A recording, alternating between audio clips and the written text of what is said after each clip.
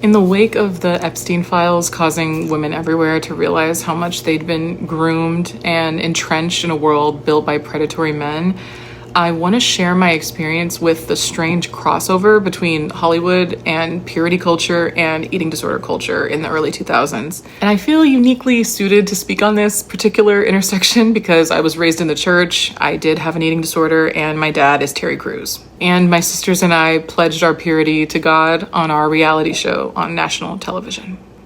Yeah.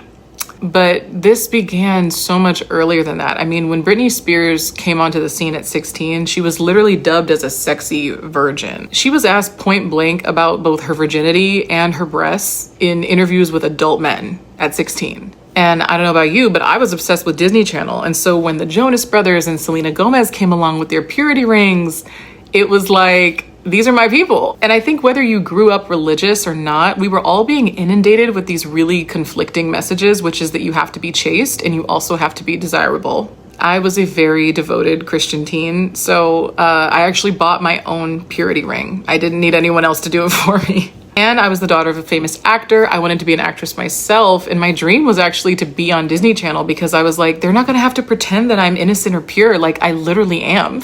And in the midst of all that, I was also secretly battling an eating disorder because if I was supposed to be pure and desirable, then my body became the only thing left to control. I was taught that it was a necessity for me to be thin in order to be an actress, aka fulfill God's will for my life. All of those things coalesced for me.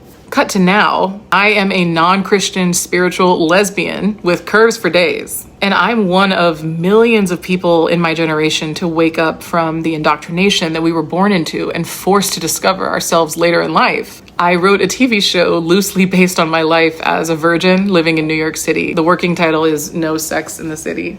I pray every day to Black Lady Jesus that I will have the chance to share this story in this lifetime because I know I'm not the only one whose wings were clipped by religion early on, and more importantly, by an industry that both sexualized us and shamed us at the same time, built by the men who projected their behavior onto the young women in their lives. All of those women and people of all genders deserve a real reckoning, something that we as a society can bear witness to and say, we are not going back to that.